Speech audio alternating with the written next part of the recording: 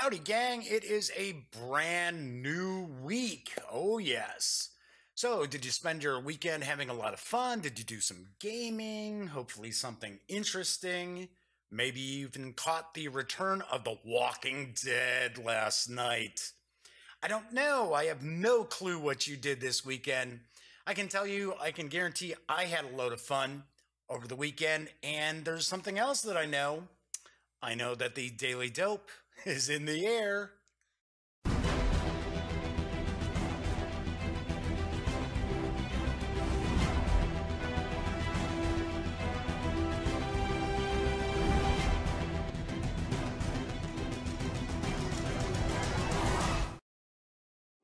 Howdy, howdy, howdy, gang. Yes, I am back once again. I am Jeff McAleer. I'm your host here at the Daily Dope, as well as the Grand Poobah of thegaminggang.com. So welcome aboard. It is a fresh week. Today is Monday, February 26th, 2018, and I am here to share some gaming news. I've got a game review. I'm going to talk about some giveaways. There's lots of things going on today. So I did want to say quickly to start off with, I heard Kevin Smith had a massive heart attack last night. He was doing a comedy show. I believe he finished one of the shows he had scheduled, and then he had another one scheduled later on that night, and he was rushed to the hospital. And thankfully, the doctors were able to save him. So I guess he tweeted this morning that he is currently in the hospital. So just want to say well wishes and a speedy recovery to Kevin Smith. He's one of my favorite people, kind of geek culture related. I've met him a couple of times and he's super nice. Super duper nice. And it wasn't as if I met him in a capacity where I was the press or anything like that. Smoke's coming up. Come on, Smokey. Come on. There we go. Smokey's decided she wants to join me again today. Say hello, Smokey. Yes, I've got everything set up on that table. Please don't mess with it. Don't mess with that for me, please. Just lay down, relax. Anyway, so The Walking Dead returned for its mid-season premiere last night. And I am not going to spoil anything. No spoilers here.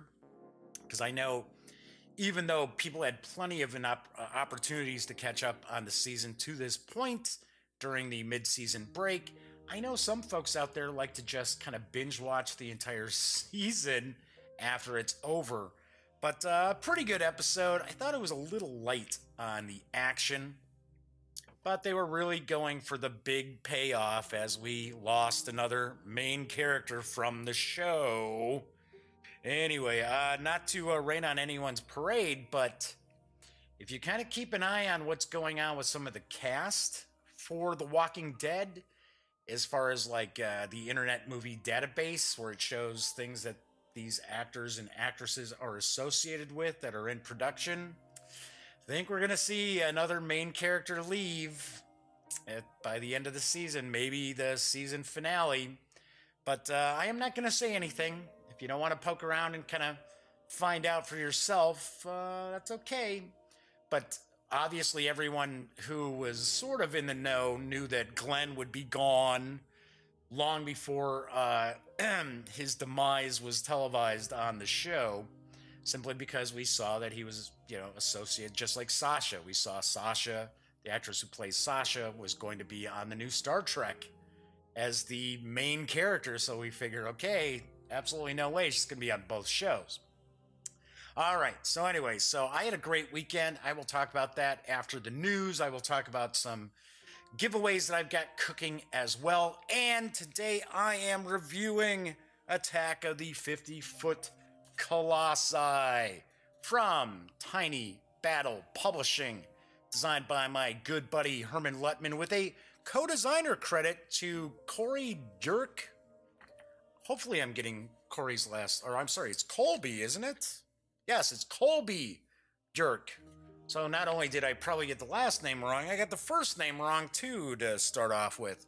Anyway, I will be taking a look at Attack of the 50-Foot Colossi, giving it my review in just a bit. News was a bit slim today, not a ton of stuff going on. There were quite a few items that I got about upcoming Kickstarters, but they're still weeks away.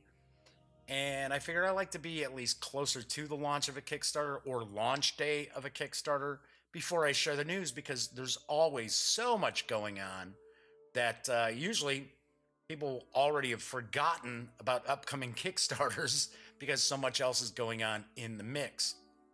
Anyway, did want to mention my first news piece looks pretty interesting because Restoration Games is working on their latest title, which they've dusted off to give a 21st century upgrade to, and it's the 1980s title Fireball Island.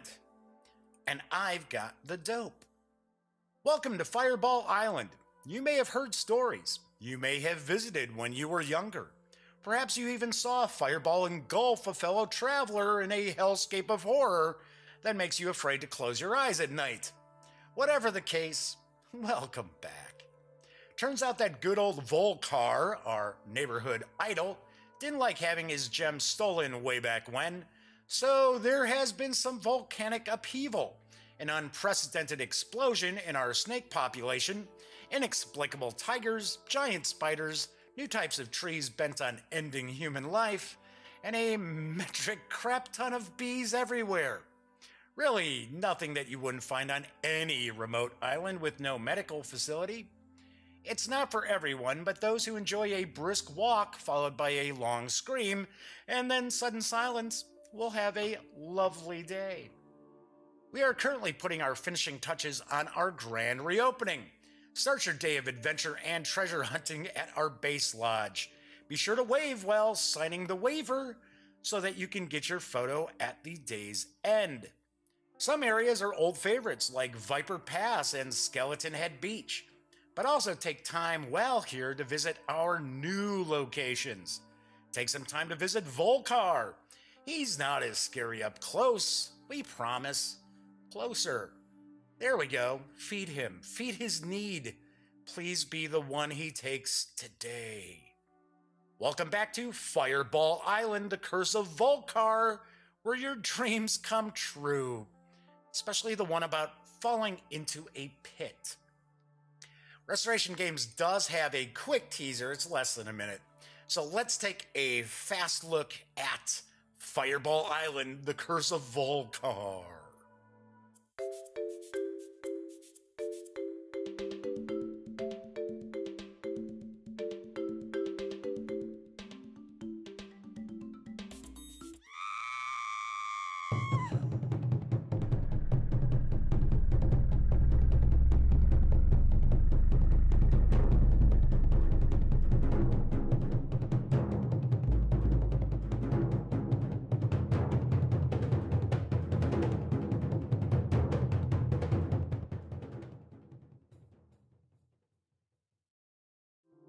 As mentioned, very quick teaser. Fire Island, the Curse of Volcar is for 2 to 4 players and will play in about 30 to 60 minutes. It is coming to Kickstarter, but I do not have an exact date.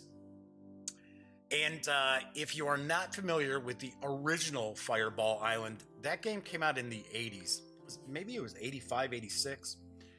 And the one thing that really stood out about the game, and unfortunately, I don't have any images of this new revamped edition coming from Restoration Games, but the interesting thing was it had this 3D island. I mean, it had, and I'm not talking about like paper standees and things like that. I'm talking it had a 3D island, an actual little island with all the locations. And I do believe that Restoration Games is going to replicate that island, which really makes the game visually pop. I can tell you that for certain. I never played the original Fireball Island, so I really can't tell you about the actual gameplay. It does have a pretty good sense of humor as far as the press release, though. Now, once Restoration Games gives me some more information as far as when the Kickstarter is going to start, I will certainly be bringing that your way. Moving right along, I had mentioned that Renegade Game Studios seem to have been they were fairly quiet because we tend to see news from them constantly about new games. Well, of course, we had the news piece last week, and we start off this week with yet another new game coming from Renegade Game Studios. And this time it is in the form of T-Dragons, and it's going to be in conjunction with Oni Press. And it looks kind of cool. It's going to be for the family. It is the T-Dragon Society card game. And I've got the dope. Discover the ancient art form of T-Dragon caretaking within this enchanting world of friendship and fantasy. Create a bond between yourself and your T-Dragon that grows as you progress through the seasons, creating memories to share forever. Each player's deck represents their own T-Dragon. From turn to turn, players will choose to draw a card, triggering effects and strengthening their position, or buy a card, improving their deck or scoring points. The game takes place over 4 seasons, starting in spring and ending in winter. At the end of winter, the player who has the most points is the winner. The T-Dragon Society features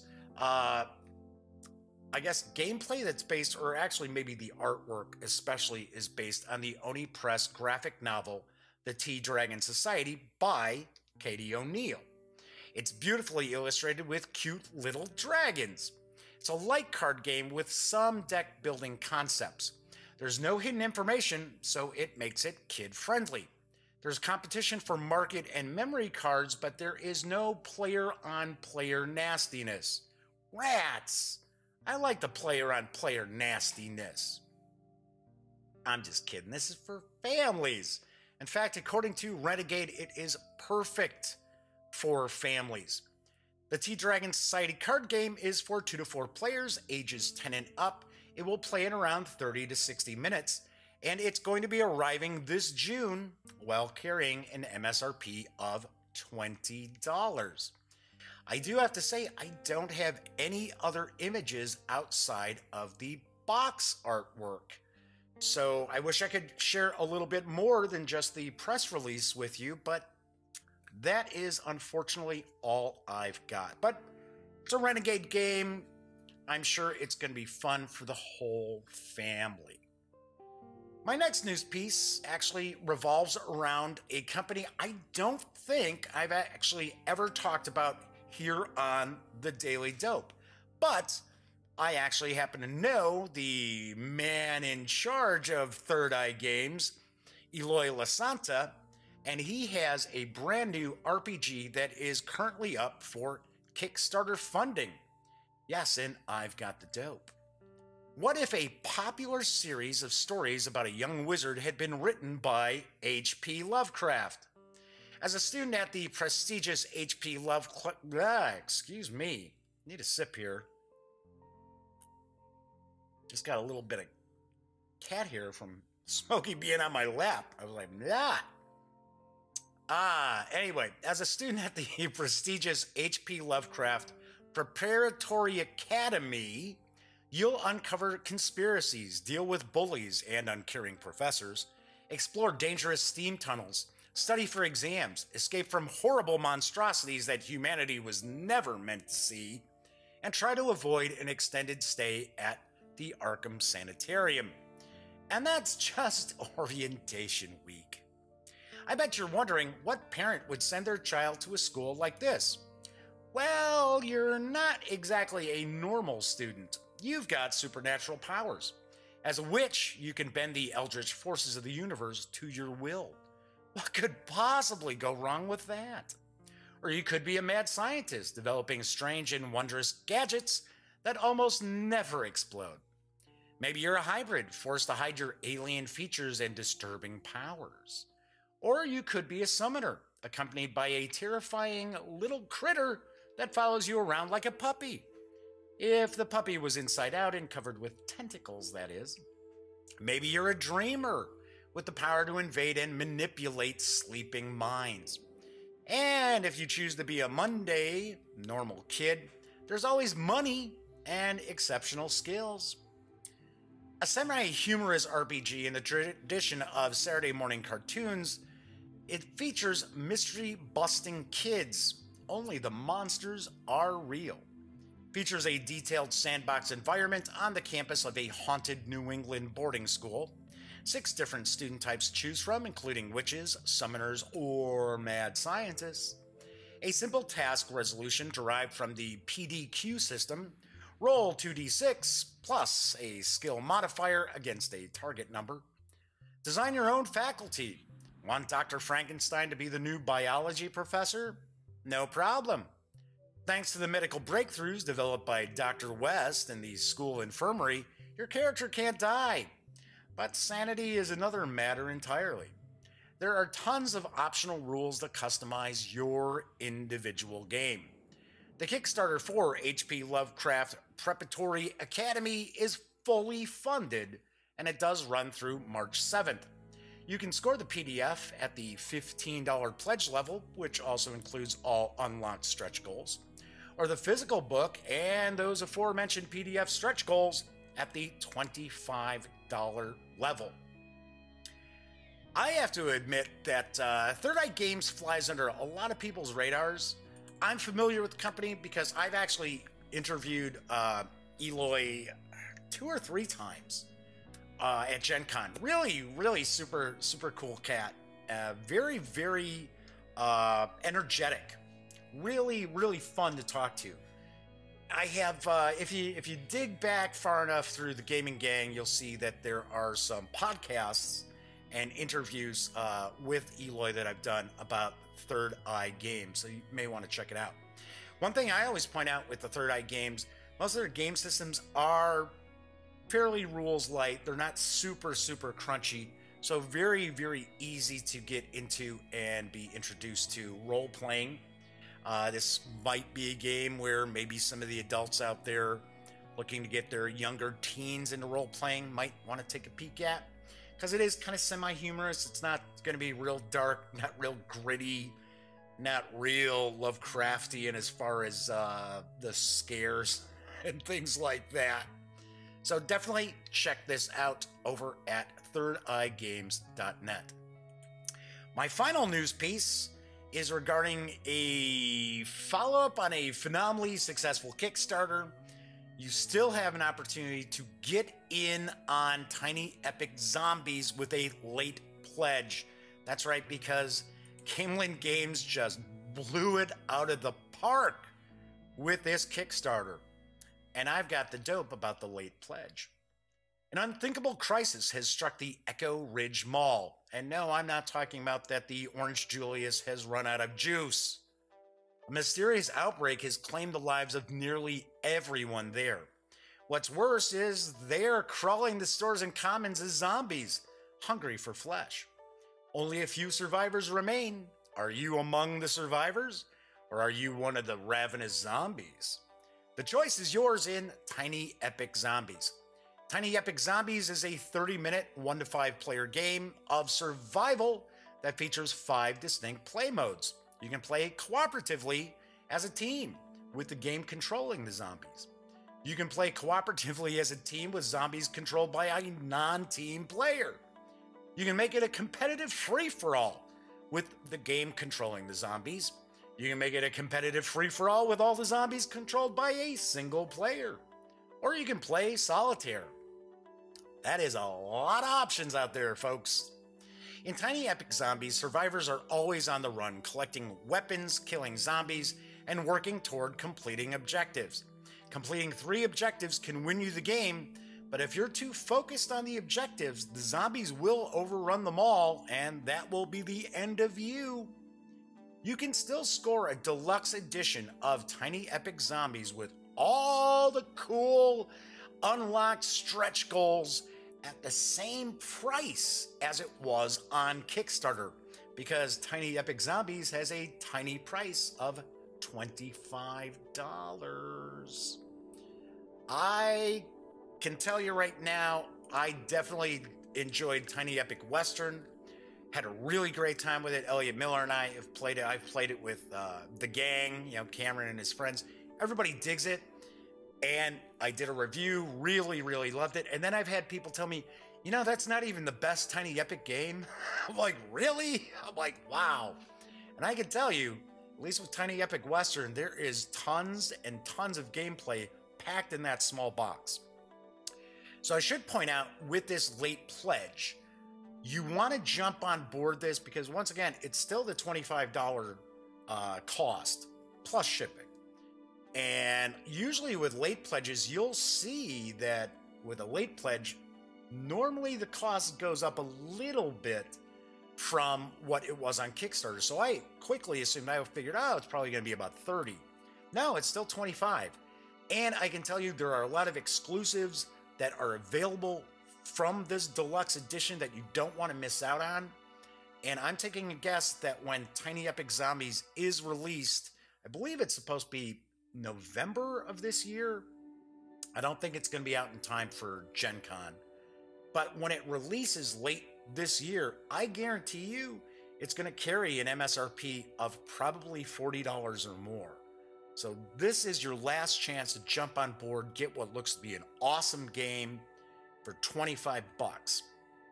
And all those people on Kickstarter are certainly not going to be wrong. All right, so anyway, that is it for the news today. As I told you, a little light on the news.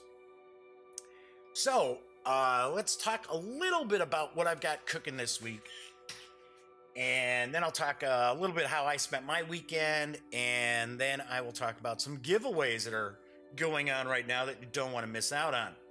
Okay, so today, of course, I am reviewing Attack of the 50 Foot Colossi from Tiny Battle Publishing.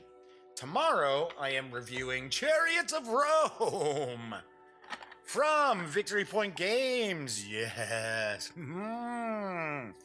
We played some of this over the weekend. On Wednesday, I am going to be reviewing Old School Tactical Volume 2 from Flying Pig Games and Mark H. Walker.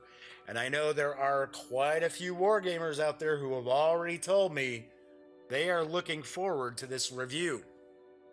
So that'll be on Wednesday. On Thursday, I am going to review Hero Realms from White Wizard Games. We played a lot of this over the weekend.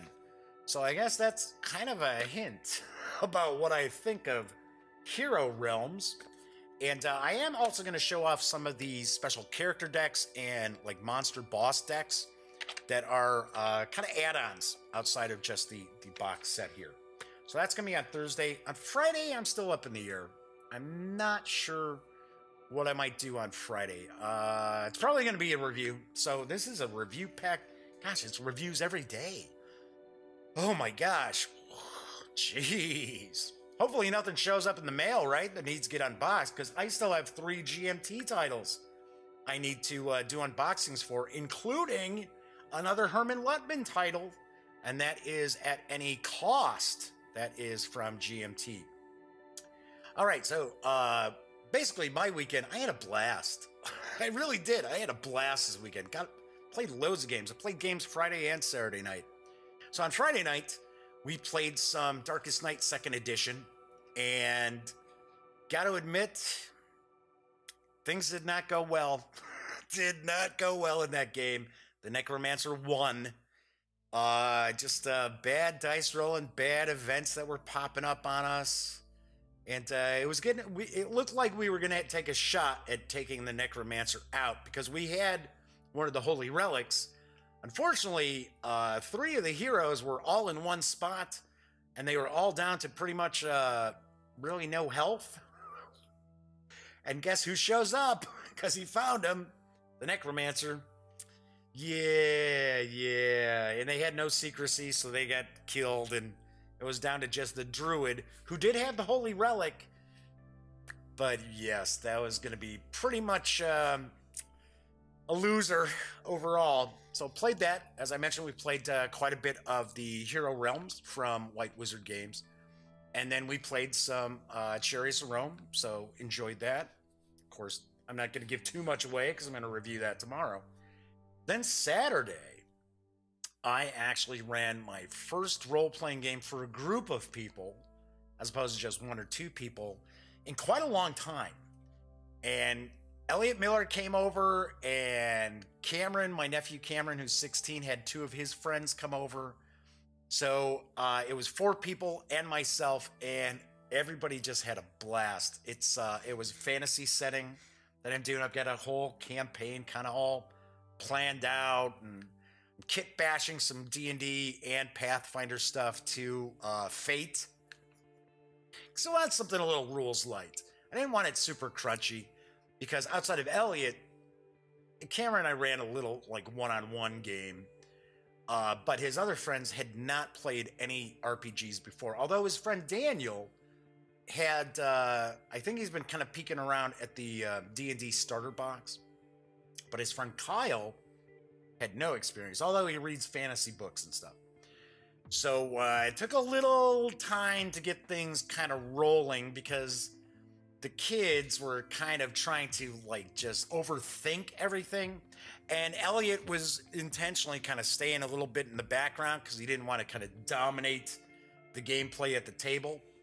But once I kind of got through their heads, hey, you know, don't be thinking about, you know, I actually explained it to him that it was, think of this as the biggest budgeted special effects movie extravaganza that you can possibly imagine. In fact, there is no budget. The budget is anything you'd want to spend. So when they would kind of get into these kind of overthinking stuff, like, oh, could it possibly be what? And it was sort of like, I don't even know where these ideas are coming from. And it's not like I'm flipping, you know, like dropping clues out where they're like, oh gosh, you know, that barrel. What could be about that barrel? And it's like, it's a barrel, for crying out loud. Come on. But once I got it through to them that, hey, come on, you know, would you watch a big blockbuster movie and have, say, Indiana Jones sitting there, you know, concerned about some barrel for like, you know, 10 minutes of screen time? No, absolutely not. It's boom, boom, boom, boom, boom, moving along. So once things got cooking, it was just a thrill ride for everybody. And I have to admit, I went really over the top doing character voices, which I normally don't do a whole lot. But I thought, all right, yes, let's just, you know, one speed, right? Balls to the wall kind of thing.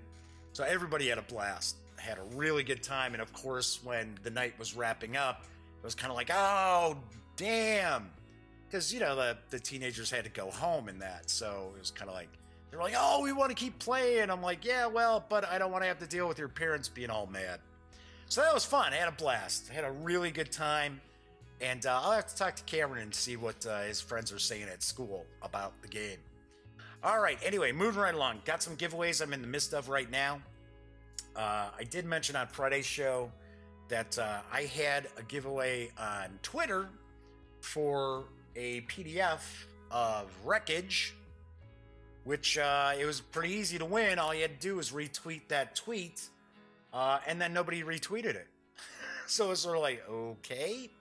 All right, so I'm going to do it again. I'm going to go on. I was going to do it over the weekend, but of course, as I mentioned, I was pretty busy gaming.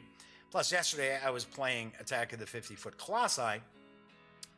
So later on tonight on Twitter, I am going to do a post to win the PDF. All you're going to need to do is, of course, be a follower of the Gaming Gang over on Twitter and repost that contest tweet. And I will announce a winner on Wednesday. And if nobody retweets it, well, then I'm just not going to give away the PDF. I'm not going to constantly be doing this. Speaking of Wreckage, though, Wreckage, I should say, I am going to be covering Adepticon this year, which is held in Schaumburg, Illinois, so a suburb of Chicago. So I am going to be out there covering that convention. I believe it's in late April, if memory serves me right. So quite a few conventions on the schedule, quite a few conventions I've been approved for. Just don't know if I can pull this off. That's why I'm probably going to have that crowdfunding project come April 1st. So, all right, so we got the Wreckage giveaway, and then I am giving away a copy of ShutteRBug from Calliope Games. This, it is open. It is the review copy, but as I had mentioned previously, I did a poll on Twitter about doing giveaways for games I've reviewed that just saw a little bit of play, you know, enough plays for me to do a review, and that are good games, but I know really won't end up getting to my table a lot. So right now, all you got to do is comment on one of the Daily Dope videos through March 6th and be a subscriber on YouTube. Comment on one of the videos. Please make it a nice comment. Don't be, you know. And you're in the running. Pretty simple, pretty easy. I'm also doing that for a PDF copy of Savage Worlds of Flash Gordon, the core book, as well as the Kingdoms of Mongo book, both in PDF as a set. So that's a giveaway that is also going on. All you got to do, comment on one of the videos. Pretty easy.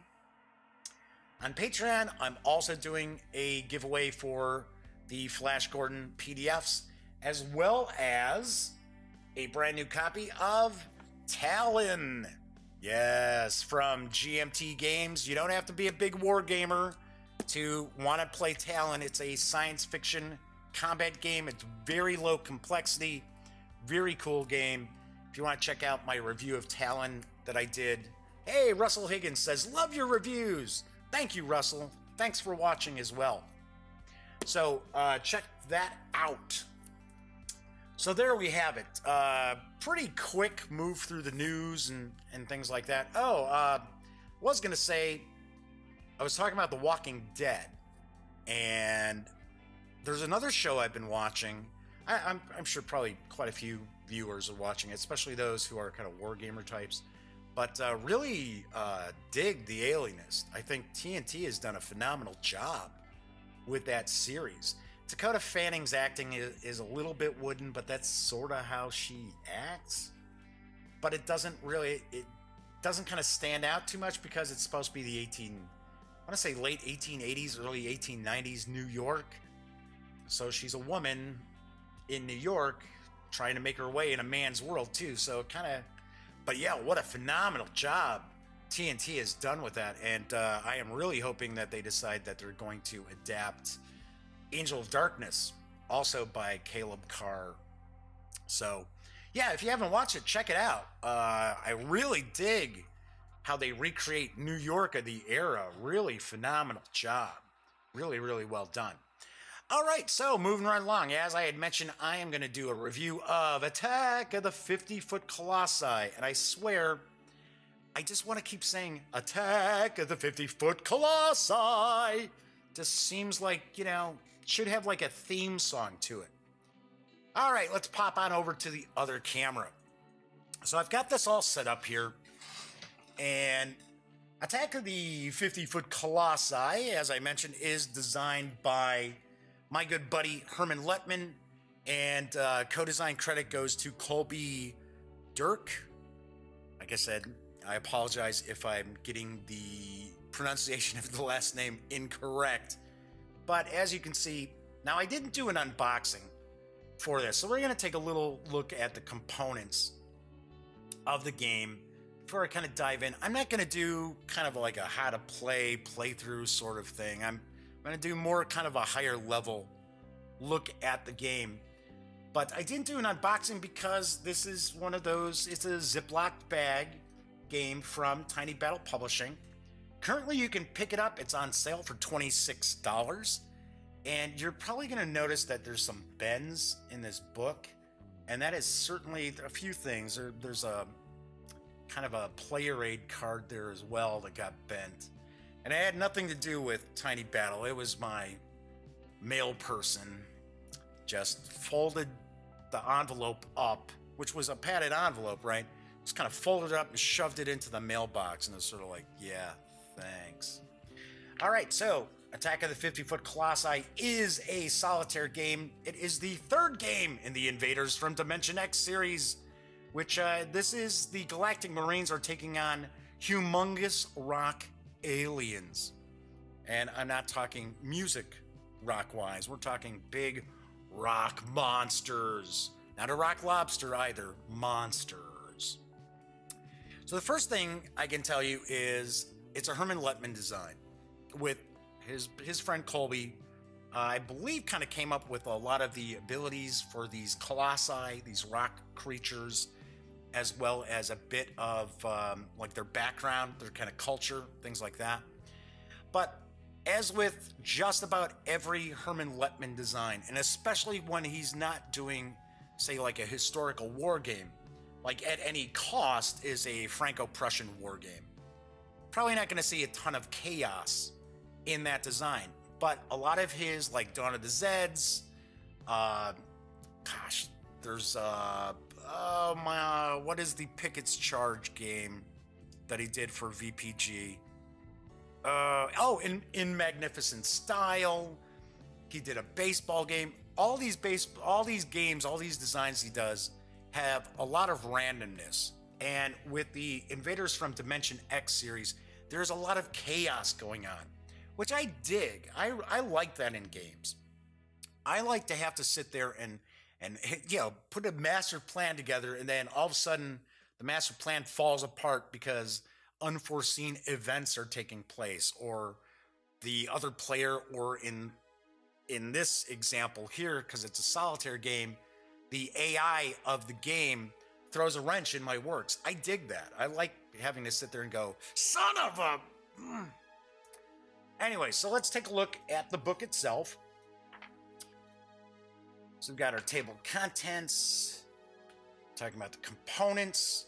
There are various tribes of these colossi, these rock monsters, and each of these tribes have different abilities. They have different attacks. We're going to kind of give you a breakdown of the counters here. I'll hold up some counters and show them off too. So in effect, what's happened is this mining operation on this planet has somehow awoken these rock creatures, and they're not happy. So, typical kind of 50s, 60s science fiction. Nice going, guys, So busy, trying to make money, trying to dig into this planet for, ore.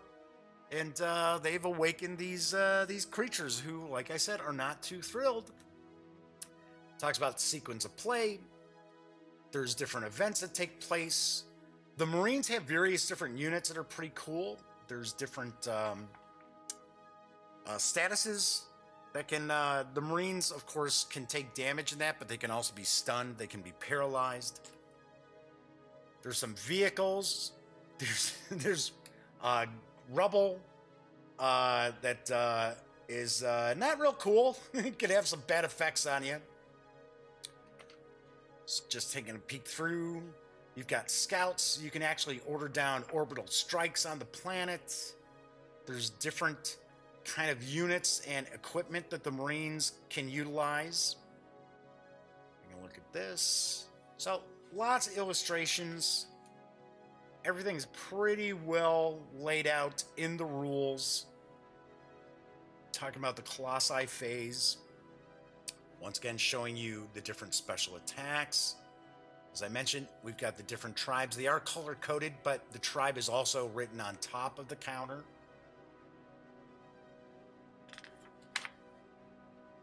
Talking about the end phase. There is a two-player option. I did not play the two-player option. There are two scenarios.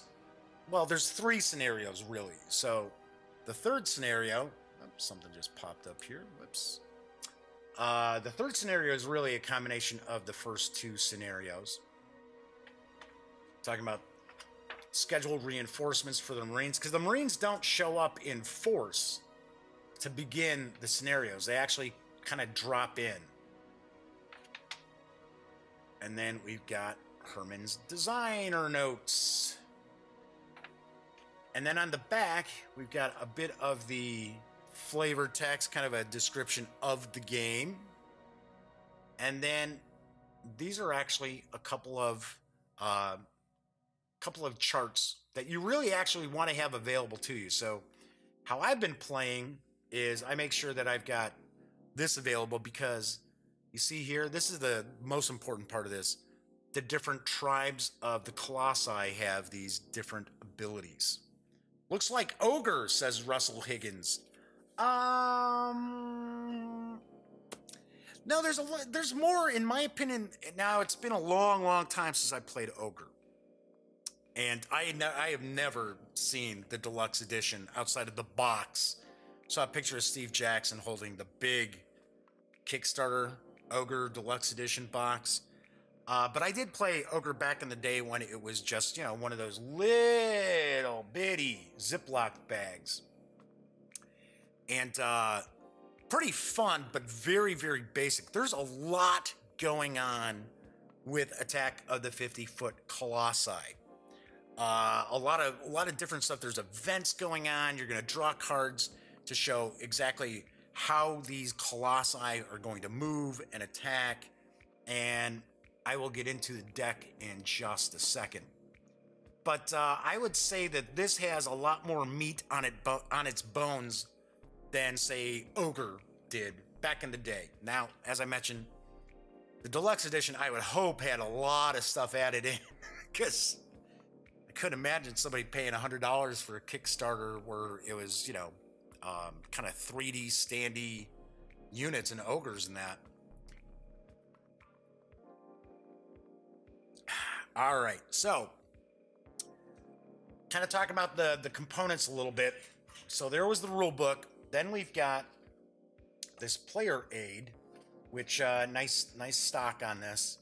Once again, sorry, it's bent. Thank you, U.S. Postal Service. So on this side here, we've got mission critical charts and tables. So all the tables that you're really going to utilize in combat and things like that are on this side here. So you've got the Marine recovery, you've got the Marine combat. There's a chiseler that you can utilize. Talking about the scouts, there's a boring bit, which I thought was kind of funny. When I first saw this, I said the boring bit combat results. And I thought, boring as in ho-hum? Here's the boring bits. No, there's a boring bit that they find. The Marines have bombers, which eventually become available to them. As I mentioned, the Marines don't just set up wherever you want them to be. You kind of have to have them drop in, and there's a possibility that they're not going to show up. They're not going to land in the hex that you want them to land. You've got the jump pack, and then down here we've got orbital strikes. Now on the other side, we've got the event shit chart, because there are various different events that take place in the game, and you will draw a new event every turn. So we've got this. Then we've got the event chits, and okay, funny enough, I know people use like coffee cups, stuff, excuse me, stuff like that. I have this Lego Batman snack holder. Yeah. And what can I tell you? I'm goofy. I actually use this a lot when I have like random chit draws. When I only need like one opaque container, I'll bust this out. This is what I use for the different chits or counters, what have you. So we've got various different event counters that you're going to pull. You're going to have an event every turn. Plop that right back there. All right, then, as I mentioned, we've got like gravel and rubble. And it's funny, some of the weapons that you attack these big rock creatures, these colossi, you'll actually, they'll leave pieces of gravel, right? Like that, I'm Batman. No, he's Batman. Russell's chiming in saying, I'm Batman. But you'll have some of the attacks that the Marines can utilize will end up leaving this gravel. And the thing is, you kind of randomly, you see how I've got them kind of randomly in this stack here? Because the gravel actually draws like energy from the planet's surface. So the gravel can turn into stuff that, is not going to be helpful for you. And every turn, there's a phase for the colossi where if you have gravel out on the map, you have to flip one of them over, and it might be something that's just a one-time event kind of thing, or it might be something that you're going to have to deal with further down the line. All right, so the counters here, we're going to take a look at, let's look at a Marine here. So all the Marines, well, actually all the human counters look like this, right? So you're going to have, it's going to tell you what this is. So this is a standard Marine squad. So if you look at the upper right corner, there's an arrow, it says 3. So that's a movement of 3. It's got a movement value of 3. It's got a combat factor. If you look at the lower left, that is a 4. And then it has a defensive factor, which is on the bottom right, of 4. There is step reduction in the game, so when a Marine unit, human unit, takes damage, you end up flipping it over to its reduced side. So you've got Marine squads, you've got headquarters squads, you've got scouts, you've got special ops, you've got a medic unit, you've got these troops that have like rocket launchers. So you've got a variety of different Marine units at your disposal. Now, taking a look at the Colossi, there are different tribes of the Colossi. So let's take a look, for an example, at this. These are the red stones. So if you look, you're going to see MS on the left and PE on the right. These are the special attacks that this tribe gets to utilize. Now you notice there's no movement factor because these are huge, monstrous rock creatures. They're not racing across the battlefield. So they only get to move 1 hex unless there's an anti-gravitational event that's in play. Then they get to move a little faster. They get to move 2.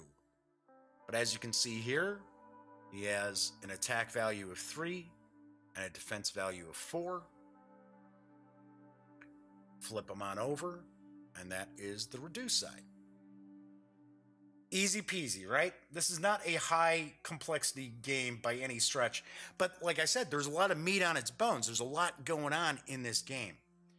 You also have miners, and effectively these are the guys who have called in the Galactic Marines because they're the ones who are being attacked by the Colossi.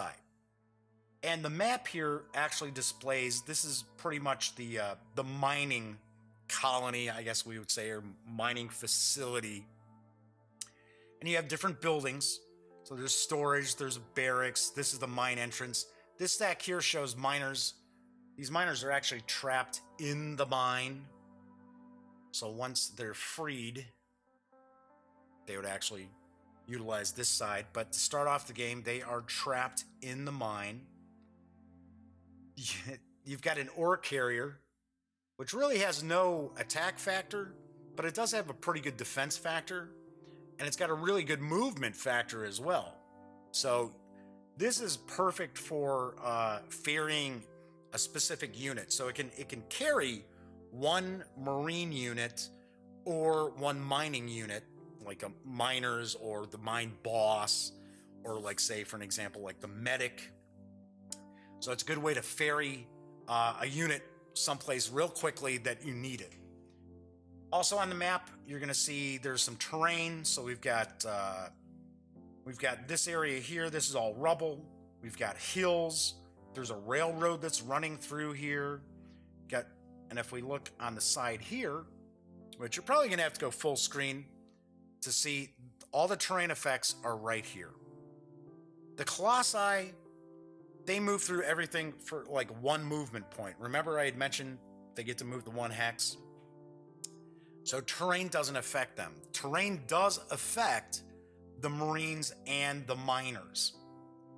Also on the game board here, we have a current phase step track, which is very, very helpful, very cool. So playing solitaire, you're just going to continue moving this current step down the track so you know what you've got going on. And then you've got the game turn marker. The game will usually run about 12 turns, but it can run longer than 12 turns, and it can run less than 12 turns. So just because it indicates the 12th turn does not mean that at the end of 12 turns, it's over. So really what happens is you're going to play until there are no more Marines left on the board, or there are no more Colossi left on the board. Now, it's important to keep that in mind, that even reinforcements, because the Marines will get reinforcements depending on the scenario you're playing, and there is a timing element. Okay, you've got these units coming in on this turn, you got these units coming in on this turn. Even if you have reinforcements still coming, if they're not on the board, oh well, game over. All right, so that is, in essence, pretty much what you're looking at with the various different components, except for the cards. Before I show you the cards, I will point out there are two maps, so this is dual-sided, so it's got two sides to the map. Also here, pretty small, you're probably not going to be picking up this even when you go full screen. It shows a sequence of play. So the first thing you do is you draw an event shit. Then you have the Marine phase. Then, and there's different steps to that Marine phase. Then you've got the Aura of Our Ancestors phase, which is when weird things can happen with the Colossi. Like, for an example, I mentioned that rubble, the rubble that's laying there, the gravel. I keep wanting to say granite, but it's not granite, the gravel. If you got these gravel counters out there, during this phase, you have to flip one of those over and take care of the effect or whatever it happens to be. Then you got your combat action phase. And then you've got your end phase, which is kind of your cleanup. All right, so you've got these cards, and there are 18 cards for the Colossi, and it says Colossi Order of Action. So you're going to flip over a card, and it's going to give you the order of action based on what tribes you have in play. So in the first scenario, you see how it says the tombstones?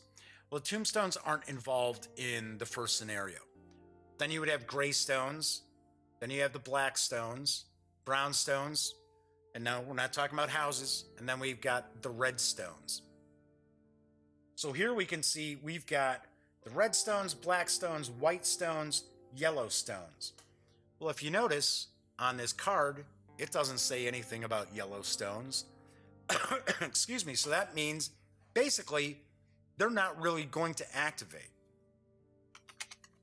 And just every time you get to the combat action phase, you are going to determine what is going on with these Colossi. And the Colossi just move towards the closest Marine units or miners to be able to try to attack them.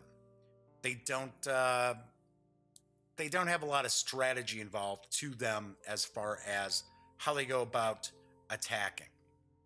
They're just basically trying to smash everybody they can get their hands on.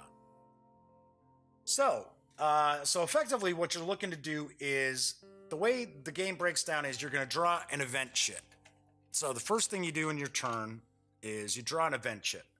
So here it'll say Acid Rain. So that's our event for this turn. So we've got Acid Rain. Now you do have a scout unit for the Marines who can actually do some reconnaissance. And if that scout is successful, you actually get to draw 2 event chits at the beginning of the turn. You choose which one you want to have take place, and the other one goes right back into the container.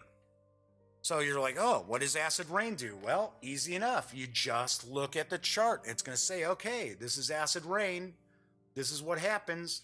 So it's saying, okay, all Colossi tribe units are assumed to start this turn with a chipped away marker on them, because you can damage these Colossi where it just kind of dings them up a little bit, so it chips them. So it's talking about, okay, and then we've got the gravel could be eliminated from the game. Marines can't move this turn, but can conduct all other actions as usual. So the Acid Rain is actually really more detrimental to the Colossi than it is to the Marines.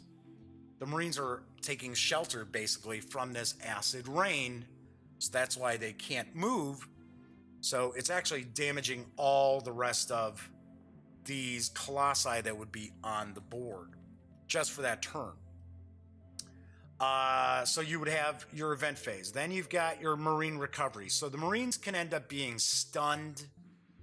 They can be paralyzed. The Redstones have this Medusa stare, so they could paralyze. They could paralyze the various different Marine units. So you'll have a recovery phase for the Marines to see, can you get rid of the stunned or paralyzed effect on the Marine? The medic helps you do that. The medic can actually help as far as any units within like 2 hexes, you get to roll for to see if you can get rid of the stunned or paralyzed effect. To start the game off, though, the medic's not on the board. All you've got is you've got a scout unit and 4 Marine squads to begin this scenario. This is the first scenario. And as you can see, we've got all of these Colossi are stacked here. So, all right, so then you have, you'll have your, so you have your recovery phase. Then you're going to have your reinforcement phase. So this being the first turn of the game, this is when these Marines would have dropped in. And you need 3 6-sided dice. Well, you probably have more 6-sided dice than that, but there is a recommendation that you have 3 6-sided dice and one of 3 separate colors, because you'll see that these hexes have 3-digit numbers. So there's some times where you have to do something on a random hex. So you would roll those 3 dice. You would read 1 as the hundreds, 1 as the tens, and 1 as the single digits. You can easily get away with it. Just grab a handful of your 6-sided dice that you've got, roll 1 6-sider and say, okay, those are the hundreds, roll another one, those are the tens, and then roll another one, and that's single digits. It makes it easier if you got the 3 different colors, but don't worry too much about it if you don't. All right, so you're going to actually roll to see, do your Marines drop in the zones and the hexes that you're hoping that they will? And there can be malfunctions.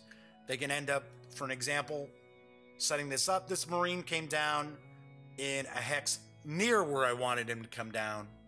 This is not where I wanted that Marine to pop down. All right, so you'll have that. Then you got the Marine action. And the Marines have various things that they can do. And easily enough, all you got to do is take a look in the book, and it's going to tell you what you get to do in the Marine phase. Right, see? So you got your setup. I'm sorry, you've got the recovery step. You've got the scheduled reinforcements.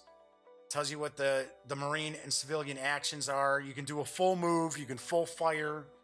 You can shoot and scoot. You can perform a special action. And once you complete that, then you've got the aura of our ancestors phase for the Colossi.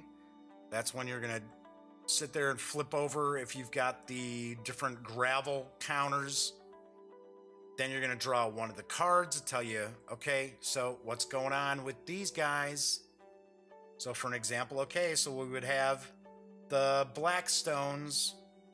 Blackstones are the first one on this list, so each one of these guys is going to move a hex, and they're going to start moving towards the closest human unit, which just happens to be the Mind Boss sitting right there. Then you say, okay, then we got the White Stones. Well, here come the White Stones. Now they're coming. And I just kind of like to have them kind of spreading out as opposed to just all being stacked up on top of each other. Then you would say, okay, the Brownstones. Well, Brownstones aren't in play.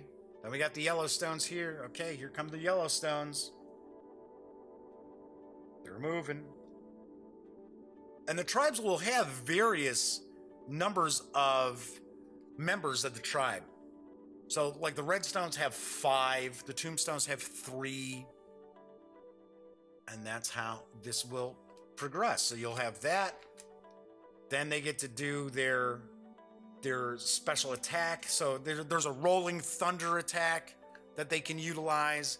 Then as I mentioned before, each of the tribes have different special attacks as well. So you're going to have them attacking the Marines or the miners. One thing with the Marines, it's very important to keep in mind in the combat phase for them is a lot of times you're going to want to combine fire on one unit because these are giant 50-foot tall rock monsters.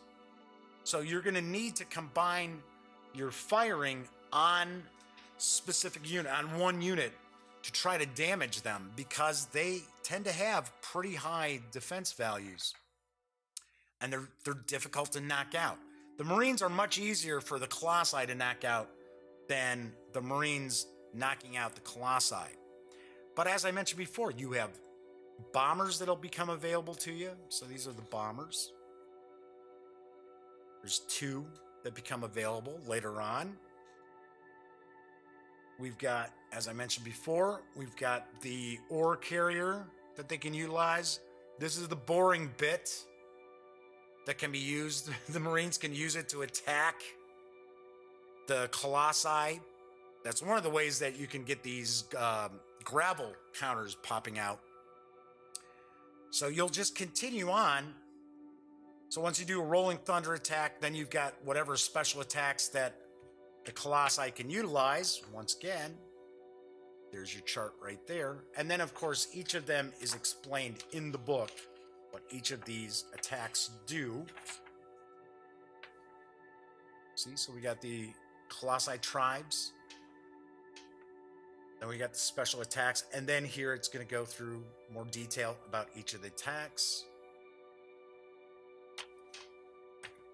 And you're just going to continue bringing in more reinforcements. You're not going to have reinforcements the whole game, especially when you start getting down into the later turns. There's only so many Marines that have been sent to deal with this. And then you'll have events where, you know, okay, well, you got more tribes showing up. In fact, most of the events are actually bad for you. Although there is, you can get supply drops, things like that. There's a dust storm that can pop up. So you're going to just continue to play through until there are no Marines left or there are no Colossi left. Pretty easy peasy. So that, in a nutshell, really is how the game will play. And where we got it? Right here. With all the combat charts are right here. All the combat charts are right here. So for an example, like, okay, I want a scout. Well, there you go. If your scout's going to use their recon ability, that's what you would roll on. If you got the boring bit and you're attacking with the boring bit, right there. Bomber attack, got the standard Marine combat results. So for an example, if you're able to get 1 or 2 hits, then you would put a chipped marker on it, which just lowers the defensive value of the Colossi unit. If you get 3 or more, you get to flip over to the damage side. But the thing is, you're looking at, to get 3 hits, you either have to be dropping bombs or sitting there and making sure that you've got more than 1 unit, a Marine unit attacking 1 Colossi unit, or you got the rocket troops, the missile launcher troops that can come in. That can help you out. So yeah, there's a lot of different things cooking in the game where it's not just, oh, okay, well, I'm just rolling dice for a combat result chart. There's all different stuff. Like I said before, you've got the orbital strike you can call in. Very cool stuff. But just because all these little wrinkles to the game are included, it doesn't make the game any more difficult to play. The game moves along pretty quickly. As far as my experience, I played it 3 times yesterday, and I don't think a single game went more than an hour. I gotta be honest, though, I never defeated the Colossi. Sorry. Came close to beating them, but no, just they ended up knocking out my last Marine units right at the end. So anyway, what do I think of Attack of the 50-Foot Colossi? Okay, so I played Invaders from Dimension X, and it's fun. It's a fun game. The cool thing about that was that you never knew what the invaders were really trying to do. You had to kind of almost like assemble clues to figure out, okay, so what are these invaders trying to do? There were like 6 different possibilities of why these invaders from Dimension X were actually invading. And they act like crazy. They would be very, very random. Sometimes they like all race in to try to attack the Marines, and then they may all skedaddle. Then they might disappear, and then they might reappear someplace else. Lots and lots of chaos, lots of randomness, lots of replayability. In a lot of ways, Attack of the 50-Foot Colossi is the same way. Just not where you have to figure out, well, why are these guys attacking? Well, you kind of know why they're attacking. It's because these miners have somehow disturbed something on the planet that they don't want disturbed. But there is a nice bit of randomness, the different events that take place, always throwing a wrench into your plans. The Colossi are not easy to take out. I like that. I appreciate that, where it's not, I can't just throw a Marine squad at a fully healthy Colossi and expect to be able to take it out of action. No way. Isn't going to happen. So lots of replayability. Game moves along really, really quickly. And it's not just chucking dice. You have to kind of come up with a game plan, because there are the various different, like the boring bit, the bombers, the orbital strikes. The miners are kind of, they're not all that exciting. The way I kind of look at it is you're trying to protect the miners, trying to save them, because of course you start off the first scenario, you got 3 units of miners trapped in the mine itself. So lots of cool little wrinkles to this game, and a lot of different things that will bring you back to the table to play it again. It's not super crunchy, pretty easy to get into. I do find myself having to look at the special attacks still for the Colossi, because I haven't necessarily memorized what each one does. Like the Redstones, yes, I remember they do the Medusa Stare, which can paralyze your Marines. But yeah, very, very cool. Really like it.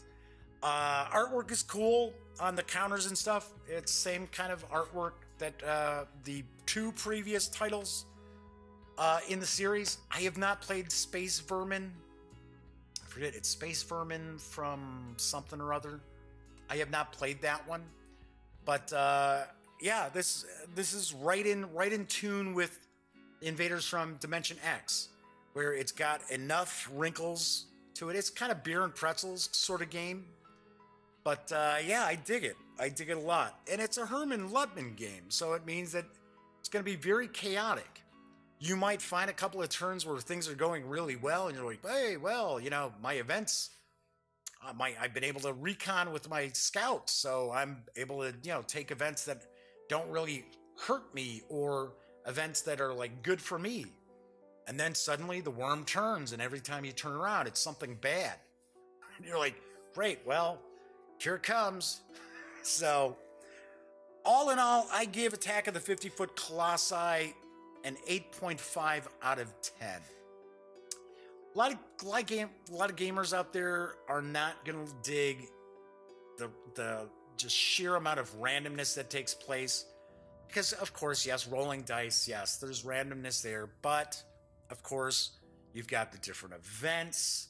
That's very random. Then you've got the Colossi order of actions, which isn't really a big deal.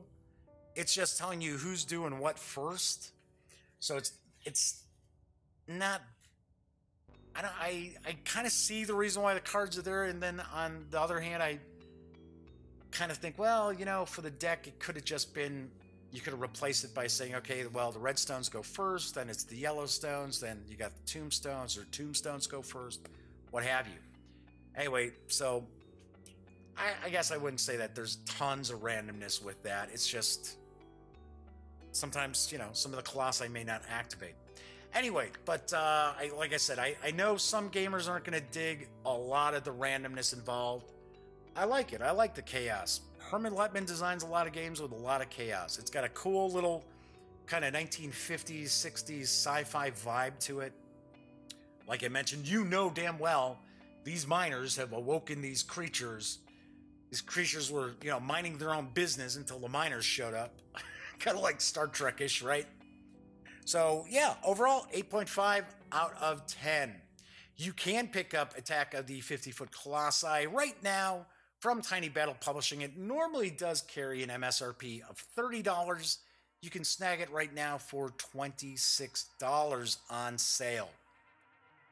Pretty much worth it, in my opinion. If the game didn't have all the replayability in it, I would maybe have kind of dinged it a little bit point-wise.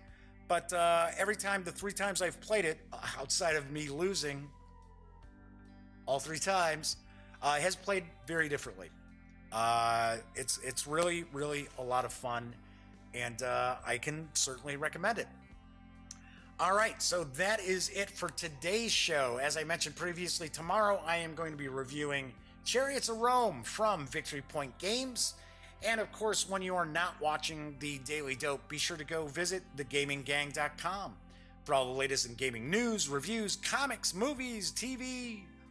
You know the drill. Get your geek on at thegaminggang.com. Once again, I'm Jeff McAleer. I will be back tomorrow.